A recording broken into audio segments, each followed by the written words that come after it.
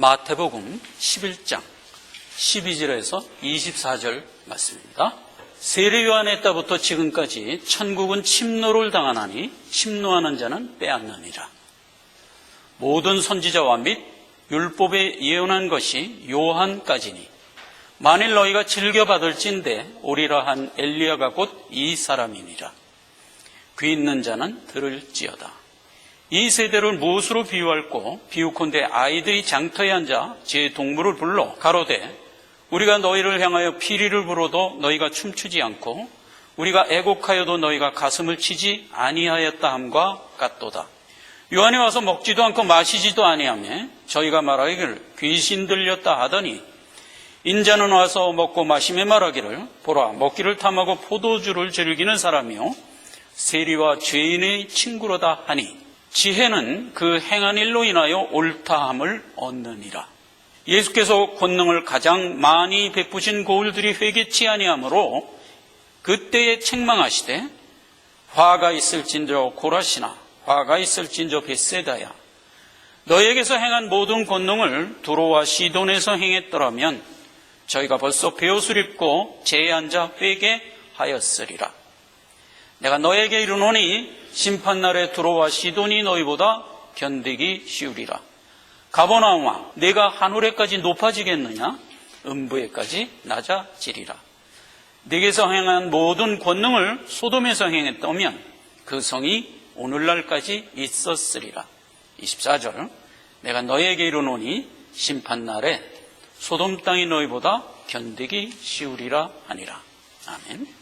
이 세대라는 제목으로 은혜를 받고자 합니다.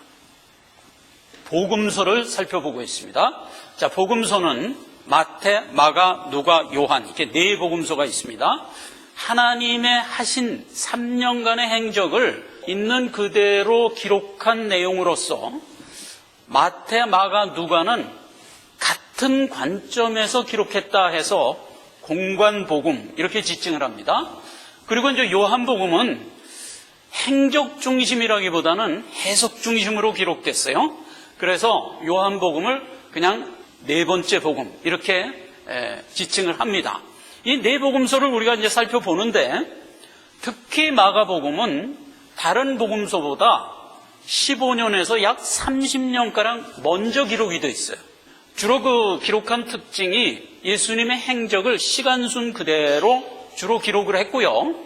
그 다음에 간결하게 기록을 했습니다. 그래서 마가복음은 예수님이 하신 행적을 뼈대를 이렇게 잡아놓은 그러한 복음서다. 보통 이제 우리가 이렇게 인식을 하고요.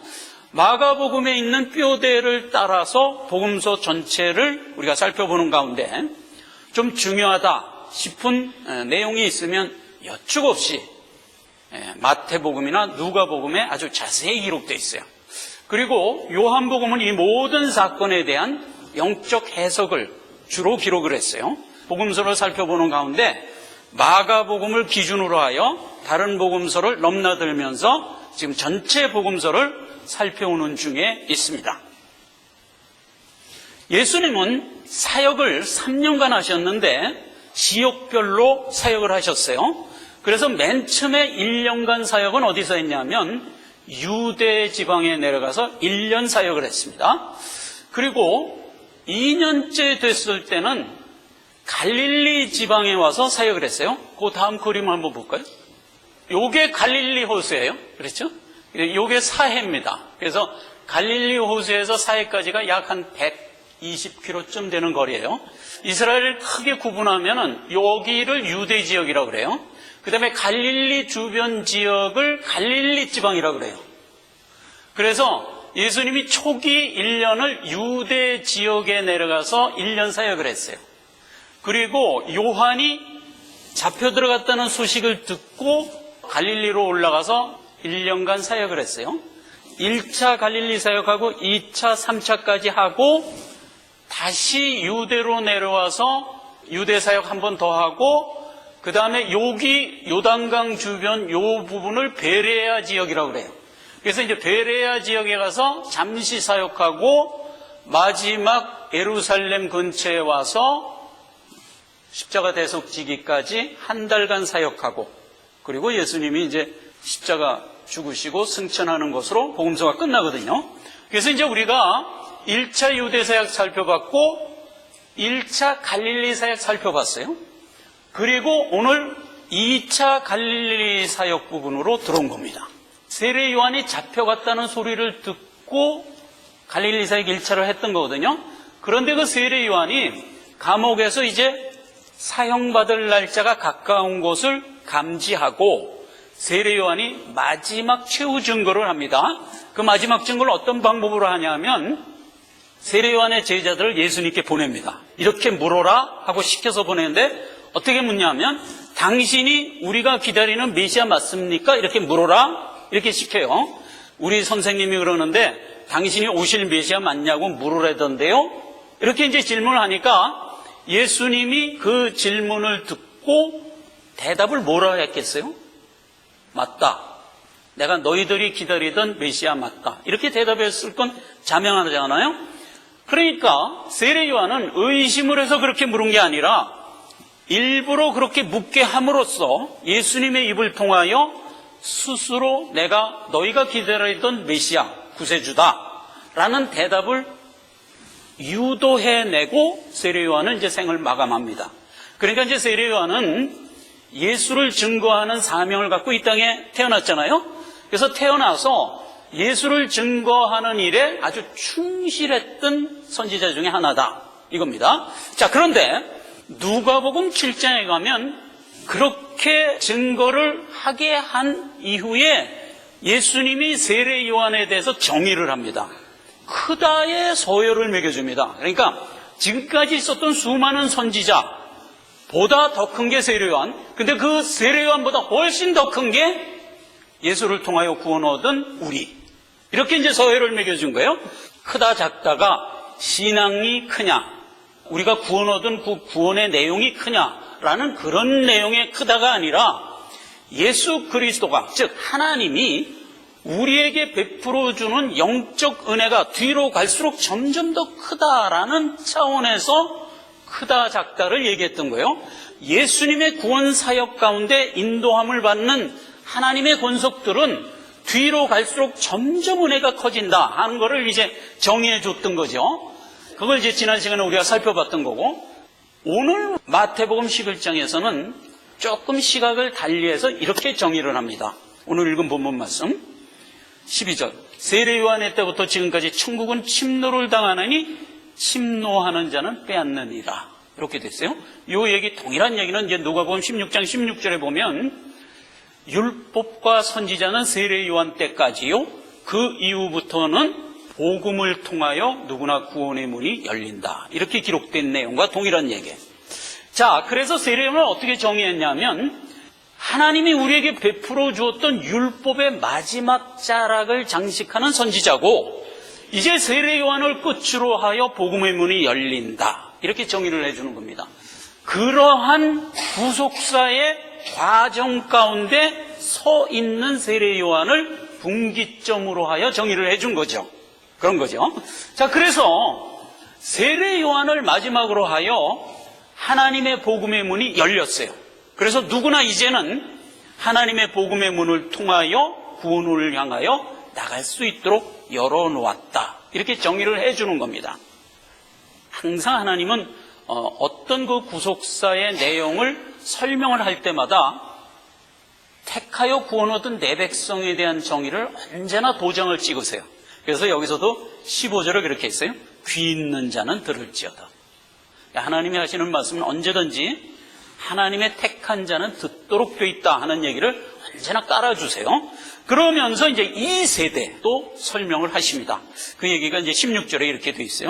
이 세대를 무엇으로 비유할꼬?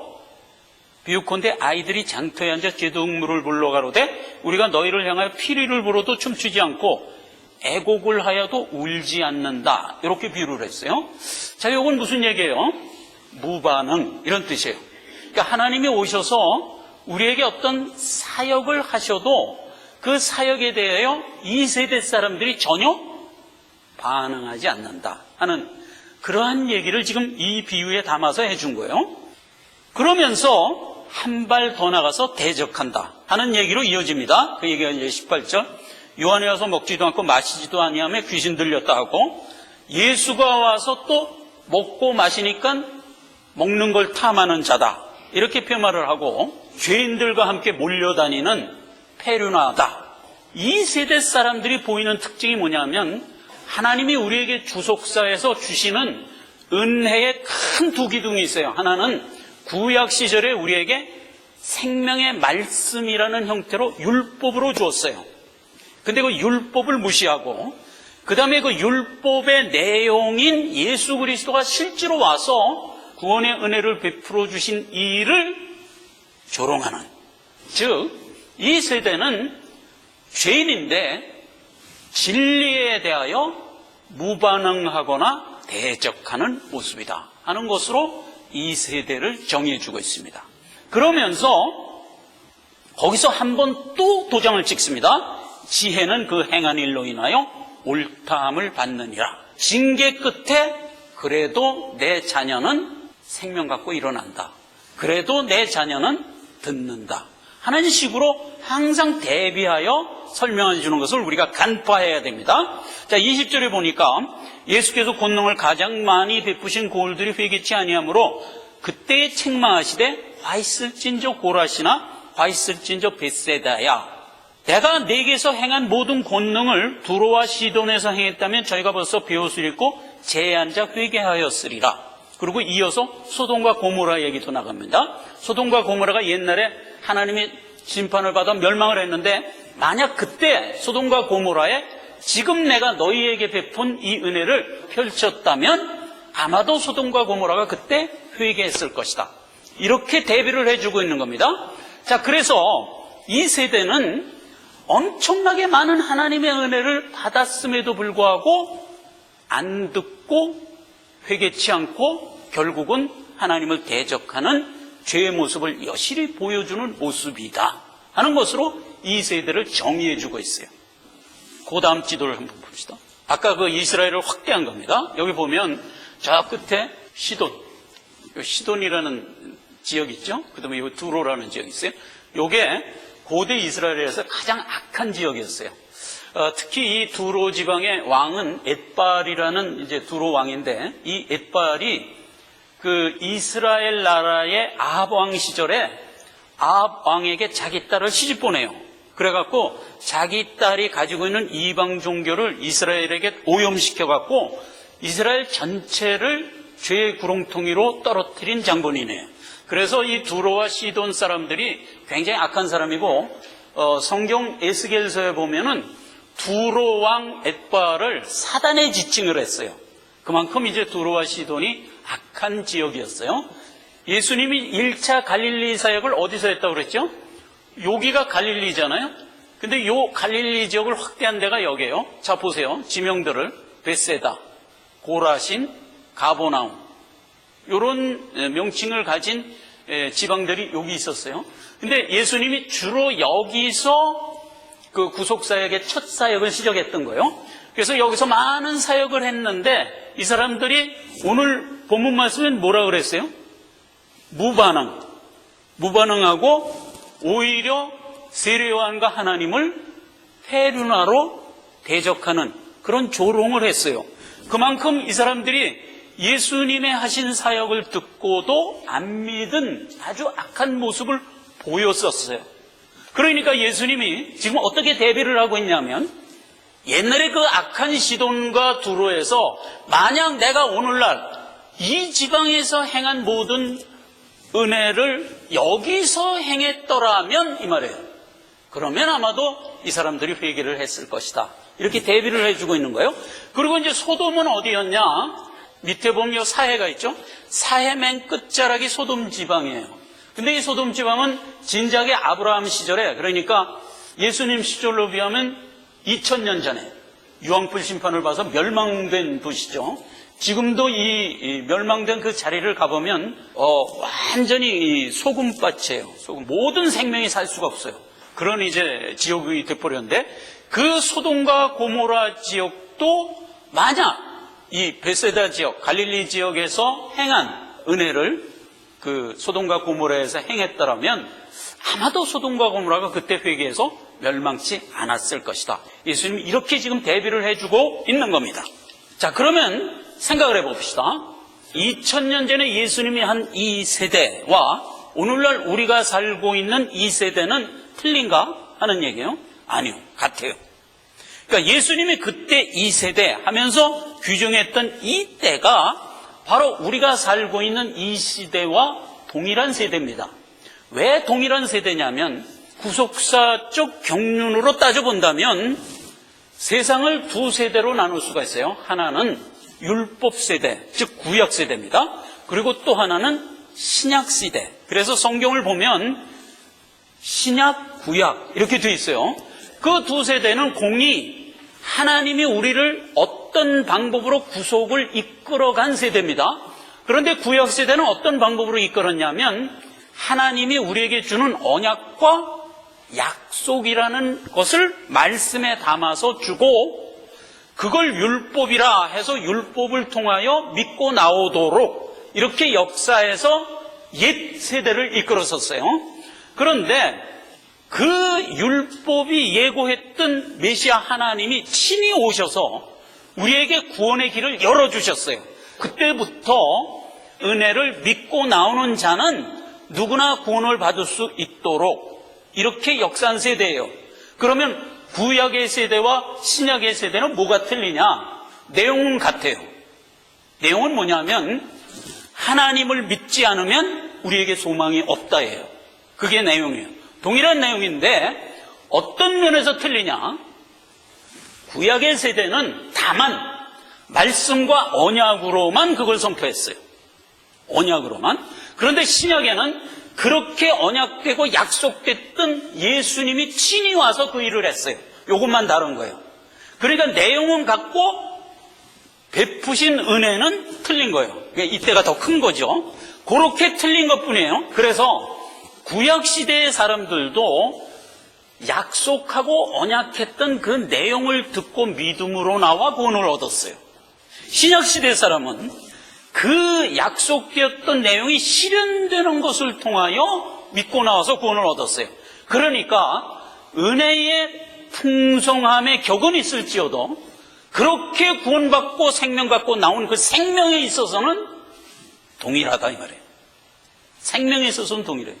어느 정도 동일하냐?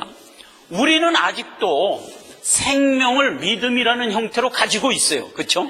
그런데 우리가 가지고 있는 이 생명이 어디 가서 완성이 될 건가요? 앞으로 우리가 갈 나의 본향 천국 가면 거기서 내 생명은 완성이 될 거예요. 그 완성됐을 때 그 생명, 그리고 오늘날 우리가 믿음으로 갖고 있는 이 생명, 그리고 옛날 구약 사람들이 다만 언약 속에서만 믿고 구원을 얻어서 가졌던 생명, 이 생명은 다 동일한 거예요. 이때가 다 동일한 거예요. 그래서 우리가 얻은 영생의 질은 예나 지금이나 동일해요. 무엇이 틀리다? 하나님이 그걸 이끌어가는 손길에서 퍼붓는 은혜의 양이 뒤로 갈수록 자꾸 커진다. 그걸 이제 오늘 우리가 여기서 보는 겁니다. 그래서 왜 이 세대가 오늘도 이 세대냐 하면 이런 경륜으로 볼 때 하나님이 친히 와서 구약의 언약을 성취시켜 우리를 구원시키는 구원의 문을 열어주었다는 차원에서 오늘도 동일한 이 세대예요. 그러면 이 세대 다음 세대는 뭘까요? 없어요. 다음 세대는 없어요. 그러니까 구약의 세대, 이 세대. 그리고 다음 세대로 굳이 따진다면 세상 마감하는 날, 세상 끝날. 성경에는 추수 때, 세상 끝날. 이렇게 돼 있어요. 그거는 세대라기보다는 경점이죠. 어떤 경점. 그래서 이제 그때 예수님이 오셔서 모든 구속사를 마치고 양과 염소를 구분하여 영원 천국으로, 영벌로 이렇게 해서 구속사는 끝나도록 돼 있는 거단 말이에요. 그래서 우리가 살고 있는 이 세대는 2000년 전 예수님이 구원의 문을 열어준 그때로부터 이 세대인 거예요. 성경은 이미 예수님 그 당시에 2000년 전서부터 말세라는 용어를 사용하기 시작했어요. 말세. 마지막 때다 말이죠. 근데 오늘날도 말세라고 그래요. 그래서 이제 이 세대를 우리가 살펴보자 하는 겁니다. 자, 여러분, 오늘 우리가 살펴보고자 하는 이 세대에 우리가 살고 있어요.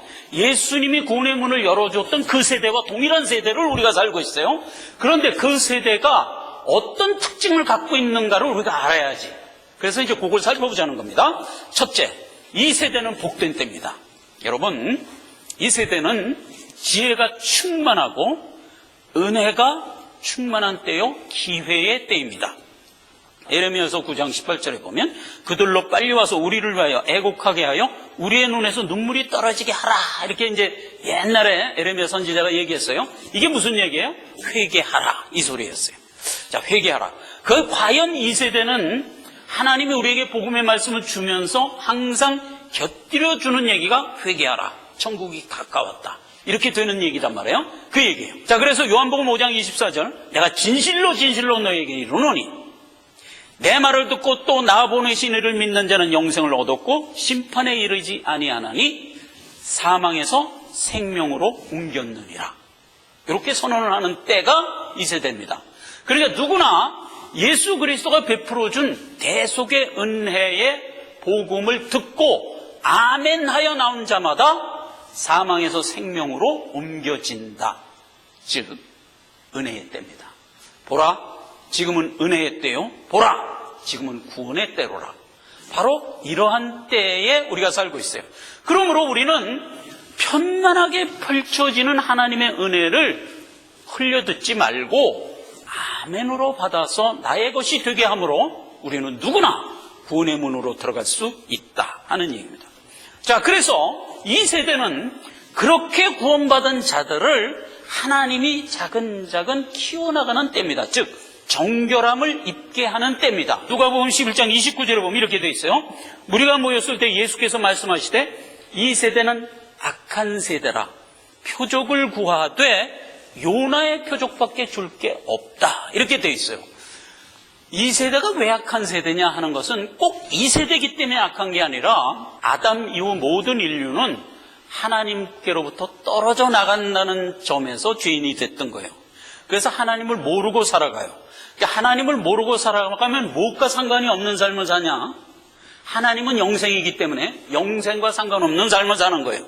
그렇기 때문에 인간에게 주어진 120년이란 짧은 인생 살고 나면 그냥 끝이에요. 그런 의미에서 영생과 이어지지 못하기 때문에 모든 사람은 짧은 인생 살고 그냥 쓰러져 멸망으로 들어가는 거예요. 그런 의미에서 죄인인 거예요. 그렇게 죄인인 자들에게 하나님이 영생의 문을 열어준 거예요. 그리고 하나님을 모르는 자에게서 하나님을 아는 자가 되게 하는 길을 열어준 거예요. 그래서 그 하나님의 말씀을 듣고 아멘하여 내가 동의하여 나올 때 우리에게 생명이 덧입혀진다 하는 얘기예요. 복음을 주는 겁니다. 복음의 내용이 뭐예요? 내가 너희 죄를 씻었으니, 십자가에서 못 박혀 죽음으로써 씻었으니 너희가 할 수 없는 일을 내가 했지. 우리가 우리 죄를 씻으려면 어떻게 해야 돼요? 내가 죽어야 되는데? 그럼 뭐 아무것도 안 되죠. 그러니까 너는 살고 죄는 씻게 하려면 어떻게 하냐? 내가 너를 대신하여 죽었다. 이게 복음이라니까요. 그러니까 그 복음을 선포하고 이를 믿고 나오는 자마다 죄사함이 실현되게 했단 말이에요. 그렇게 해서 열어놓은 복음의 문 밖에 하나님은 우리에게 줄 게 없다는 거예요. 요나의 표적밖에 줄 게 없다 하는 얘기가 그 요나가 복음이라는 뜻이에요. 복음밖에는 내가 너에게 줄 게 없다 이 말이에요. 하나님이 하시는 말이에요. 그러니까 이 세대는 우리 보고 땀 흘리라고 얘기 안 해요. 우리 보고 뭐 열심히 무슨 노력하라고 얘기 안 해요. 뭐에 관해서? 생명 얻고 구원받는 일에 관한 한, 그 일에 관한 한 우리는 땀 흘릴 게 없어요. 애써 힘들일 게 없어요. 다만 하나님이 주신 은혜에 아멘하고 나오면 되는 이런 복음의 때요, 기회의 때다 이 말이에요. 그래서 이 세대는 복된 때인 겁니다. 누구나 그 복음의 말씀을 듣고 나오는 자마다 영생을 얻게 하려 하십니다 이 말이에요. 그래서 복된 때예요. 자, 그렇게 되는 거예요. 그러나 이 세대는 동시에 뭐가 있어요? 그러한 복음을 끝내 거부함으로써 구원으로 나오지 못하는 측면도 있다는 걸 기억하란 말이에요. 그런 의미에서 이 세대는 또한 죄가 구별되는 때예요. 즉 그걸 이제 신학적 용어로 거룩한 때예요. 거룩이라는 게 무슨 뜻이에요? 구별하다 이런 뜻이에요. 거룩, 구별하다 이런 뜻이에요. 거룩이 뭐 성스럽고 좋다 이런 뜻이 아닌 거예요. 거룩이라는 말은 구별되다 이런 뜻이에요. 그래서 저 사람은 거룩해 하면 무슨 뜻이 되냐면 저 사람은 죄와 생명에 대하여 분류하여 깨닫고 있는 자야 이런 뜻이에요. 그러니까 이 세대는 거룩한 때예요. 자, 어떻게 거룩하냐? 죄와 생명이 확연히 구분되는 때예요. 요한일서 5장 10절에 보면 하나님을 믿지 아니하는 자는 하나님을 거짓말하는 자로 만드나니 이는 하나님께서 그 아들에 관하여 증거하신 증거를 안 믿었기 때문이다 이거예요. 그러니까 불신은 결국 무슨 죄를 갖게 되냐면 하나님을 거짓말장이라고 얘기하는 것과 진배 없는 거예요.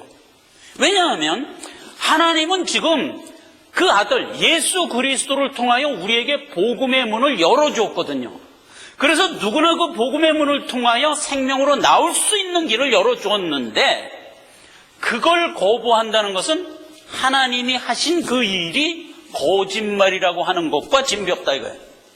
그러므로 그들은 하나님을 거짓말장이로 만든 죄에 떨어져 버리는 결과가 되는 거예요. 결국 죄인인 거예요. 죄는 결국 죄를 드러나게 하고야 말아요. 근데 아까 우리가 본문 말씀에서 지혜는 그 행한 일로 옳다함을 얻느니라 그랬잖아요. 19절에 이 얘기와 상반되는 얘기예요. 죄는 언제나 죄로 드러나요.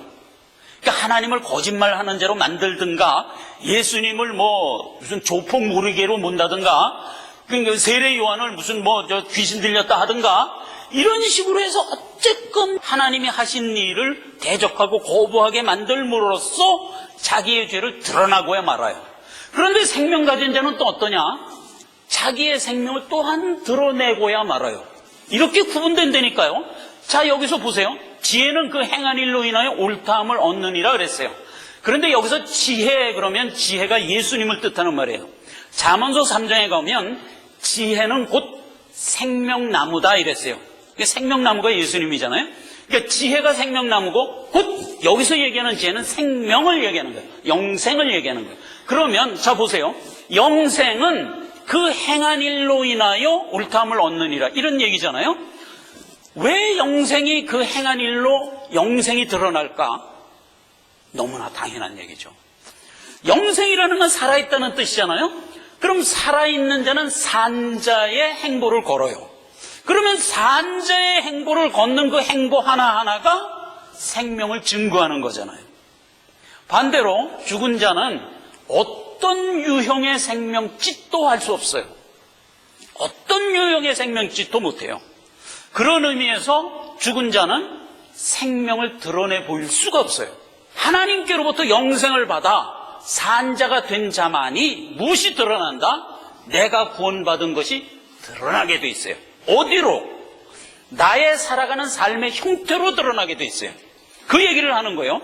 이 얘기는 누가복음에 가면 이렇게 돼 있어요. 누가복음 7장 35절에는 지혜는 그 행한 일로 옳다함을 얻느니라 라는 이 동일한 말이 어떻게 돼 있냐면 지혜는 자기의 모든 자녀로 인하여 옳다함을 얻느니라 이렇게 돼 있어요.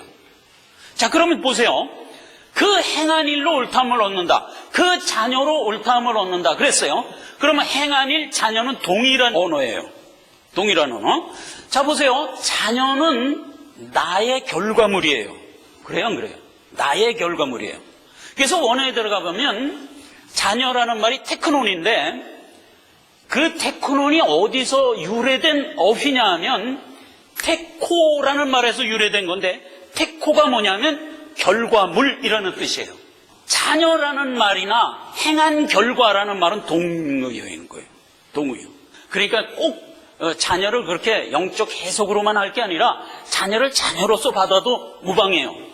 여러분 잘 아는 메가더 장군 아시죠? 메가더 장군이 성공한 사람이에요? 실패한 사람이에요?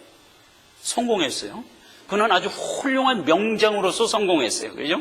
2차 세계대전에 아주 필리핀 해역에서 승리를 했고, 그 다음에 이제 6.25 때는 또 우리나라에 와서 인천 상륙작전 해갖고 오랑캐 무리를 다 내쫓는 그런 아주 장군으로서 승리했다. 우리는 보통 이렇게 생각하고 있어요. 근데 메가더 장군은 자기 자신을 성공한 사람으로 평가받기를 원하는 기도를 했어요. 메가더 장군이. 근데 어떻게 기도를 했냐면, 나로 하여금 이 땅의 모든 사람들이 성공한 자라 일컫게 하옵소서. 나의 자녀들이 훌륭한 신앙인이 되는 것으로, 이런 기도를 했어요. 자기가 성공한 사람이라는 평가를 누구를 통하여 얻기를 원했어요? 내 자녀들이 훌륭한 신앙인이 되어 살아가는 것으로 나를 성공한 사람으로 평가해 주기를 원했어요. 바로 이거예요. 자녀가 나의 신앙의 결과물이에요. 그렇게 해석을 해도 돼요. 여러분 다 예수를 믿고 훌륭한 자녀가 되어 있습니까? 부모의 신앙이 좋은 결과예요. 자, 그래서 항상 생명은 생명짓으로 인하여 생명이 증거돼요. 죄는 죄로 인하여 죄가 증명돼요. 또 이 세대는 무슨 특징을 갖냐? 죄를 핑계할 수 없다는 조건을 갖게 돼요. 출애굽기 4장 9절에 보면 이런 말이 있습니다. 그들이 두 이적을 믿지 아니하며 내 말을 듣지 아니하거든 너는 하수를 조금 취하여다가 육지에 부으라. 내가 취한 하수가 육지에서 피가 되리라. 모세가 바로에게 가서 내 백성 보내라. 왜냐하면 바로 왕이 자기 백성을 다 노예로 붙들고 있었거든요. 그러니까 이제 바로가 못 놔준다 이랬어요. 그러니까 그때 하나님이 모세에게 두 가지 이적을 줍니다. 바로한테 가서 보여주라. 그러면 풀어줄 것이다. 이렇게 했어요. 근데 그 두 이적이 뭐냐면, 네 손을 품에다 한번 쓱 넣어봐라. 그리고 꺼내봐라. 그러면 문둥병이 돼 있을 것이다. 그 다음에 다시 그거를 품에다 넣었다 빼라. 그럼 문둥병이 나 있을 것이다. 이런 이적을 바로한테 보여주래요. 그 다음에 또 하나 이적은 뭐냐면, 지팡이를 땅에다 던져라. 그랬더니 뱀이 됐어요. 그 다음에 뱀의 꼬리를 들어라. 그랬더니 다시 지팡이가 됐어요. 요 두 이적을 보여주려는 거예요. 두 이적을 했어요. 그랬는데도 바로가 놔줬을까? 안 놔줬어요. 그래서 나중에 이제 하나님이 바로 일가를 다 멸해버리죠. 그렇게 됐던 구약 사건이에요. 자, 그런데 이 말 끝에 봐요. 그 두 이적을 보여줬는데도 불구하고 안 믿으면 어떻게 된다? 하수의 물이 피가 되리라. 이렇게 된 얘기예요. 이 얘기가 성경을 압축한 내용입니다. 자, 보세요.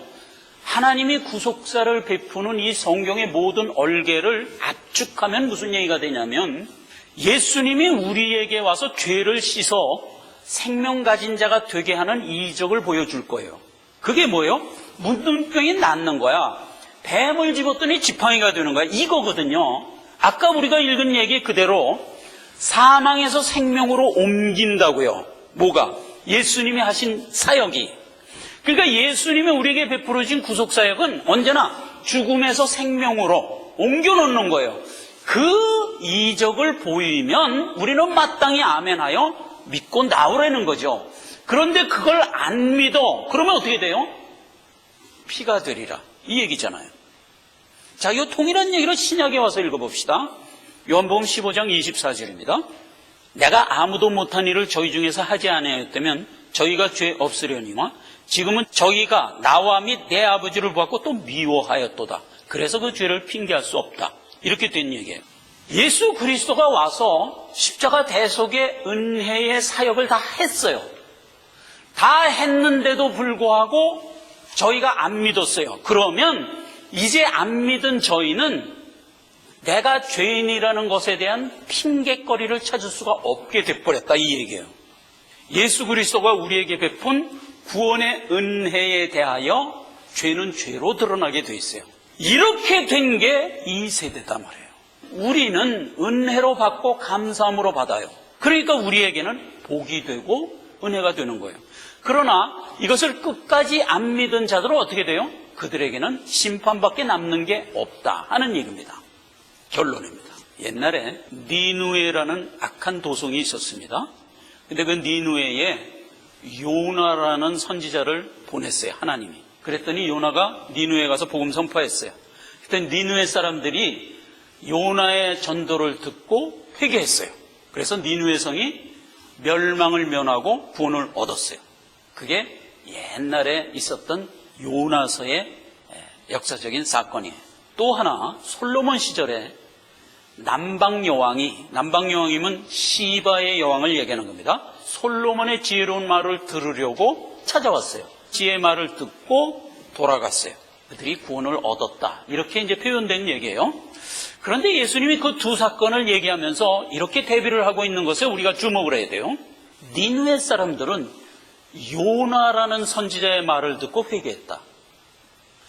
옛날 시바의 여왕은 솔로몬이라는 현자의 말을 듣고 깨달았다. 자, 그렇다면 요나보다도 솔로몬보다도 훨씬 큰 예수님이 와서 우리에게 전해주고 보여줬다면 이 말이에요. 당연히 믿고 구원을 받았어야 되는 거 아니에요? 그래요. 그 얘기를 하는 거예요. 그렇게 당연히 믿고 구원을 받았어야 했음에도 불구하고 안 믿는다면 너희가 너희 죄를 어떻게 핑계하겠느냐, 이렇게 얘기를 하는 거예요. 이거는 너무나 당연하고도 당연한 논법으로 우리에게 설파를 하고 있는 거잖아요. 하나님의 말씀은 지극히 상식적인 겁니다. 하나님은 언제나 당위성을 갖고 우리에게 설득을 하는 겁니다. 이 세대에 살고 있는 우리는 하나님이 하신 모든 구속의 역사를 가감없이 다 보고 들은 자들이에요. 그렇죠? 이미 2000년 전에 사람들이 다 눈으로 보고 손으로 만진 바예요. 그거를 그대로 성경이 기록하여 오늘날 우리는 과거로서 그거를 받고 보는 자들이에요. 예수를 믿고 구원 얻는 일에 조금도 부족함이 없는 은혜를 받은 자들이에요. 그러한 가운데 안 믿는 자라면 그가 죄인인데 우리가 여기서 죄를 한 번 더 정돈을 하고 들어가자고요. 당위성을 보여줬음에도 불구하고 어깃장을 부린 겁니다. 그렇죠? 당연한 거 아니에요? 당연한 거. 하나 더하기 하나는 둘이다. 요렇게 얘기를 하면 당연한 거 아니에요? 그런데 하나 더하기 하나는 셋이다라고 주장한 꼴이다 말이에요. 당위성을 거부한 거는 몰라서 거부한 게 아니라고요. 알고도 강팍하게 나갔다는 게 증명이 되잖아요. 그래서 너는 심판일 수밖에 없다라고 하나님은 얘기하는 셈이다 말이에요. 그게 갈릴리에서, 가버나움에서, 벳세다에서 은혜를 받고도 안 믿은 것은 너희가 몰라서 안 믿은 게 아니지 않느냐, 이걸 주장하는 거예요. 하나님은. 그럼 왜 안 믿었어요? 어깃장으로 안 믿은 거죠. 어깃장으로. 그래서 죄를 핑계할 수 없다인 겁니다. 예수를 안 믿으면 심판입니다. 왜 심판이냐 하는 거에 대한 설파를 한 겁니다. 여러분, 이 얘기는 영적 얘기입니다. 하나님이 다 본문 말씀에 주고 맨 마지막에 이런 결론을 우리에게 주는 겁니다. 이 결론의 말씀을 듣고 이 예배를 마치도록 하겠습니다. 25절입니다. 그때 예수께서 대답하여 가라사대 천주의 주제이신 아버지여, 이것을 지혜롭고 슬기 있는 자들에게는 숨기시고 어린 아이들에게 나타내심을 감사하나이다. 옳소이다. 이렇게 된 것이 아버지의 뜻이니이다. 이 동일한 얘기를 고린도전서에는 이렇게 얘기합니다. 1장 26절에 형제들아, 너희를 부르심을 보라. 육체를 따라 지혜 있는 자가 많지 아니하며 능한 자가 많지 아니하며 눈볼 좋은 자가 많지 아니하도다. 하나님께서 세상의 천한 것들과 멸시받는 것들과 없는 것들을 택하사 있는 것을 폐하려 하는도다. 연약하고 천한 자들은 받는데 세상에서 지혜롭고 똑똑하다는 자들이 다 거부하더라 하는 얘기예요. 이 얘기는 우리가 얼뜻 들으면 이해가 안 돼요. 아, 똑똑하면 더 들어야지. 근데 왜 똑똑한데 더 안 듣나? 이 얘기예요. 그 얘기를 영적으로 분해하면 이런 얘기예요.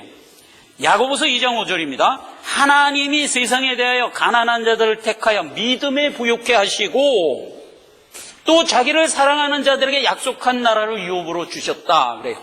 그래서 여기서 부요하다, 연약하다 하는 것은 그러니까 하나님께 부요한 자는 세상에 대하여 밀어내요. 세상에 대해서 부요한 자는 하나님께 대하여 가난해요. 모든 죄인들은 세상이 전부인 줄 알고 산다고요. 상대적으로 하나님께 대하여는 가난해지는 거예요. 누가복음 12장에는 자기를 위하여 재물을 쌓아두고 하나님께 대하여 부요치 못한 자가 이와 같으니라 라는 비유에 담아주잖아요. 그러니까 세상이 전부라고 생각하고 세상에만 몰두하는 자에게 하나님이 이 교훈을 준 거예요. 세상이 다라고 생각하면 안 돼요. 왜 안 되냐? 세상은 육적인 눈으로 볼 때 다예요. 그러나 이 천지 만물은 영적인 영역이 있다는 걸 알아야 돼요. 우리는 하나님께 대하여 부요한 자가 되어 구원으로 나가야 된다 이겁니다. 기도하겠습니다. 아버지 하나님 은혜를 감사합니다. 이 세대라는 제목으로 여러 가지 영적 내용을 우리에게 규정해 주었습니다. 우리가 그러한 가운데 은혜를 받아 하나님의 자녀로 서서 이 세대를 살아가고 있습니다. 우리에게 해안을 주셔서 세상뿐 아니라 영적인 세계에까지 눈을 뜨게 해 주심으로 우리로 하여금 생명 가진 자 되게 해 주셨습니다.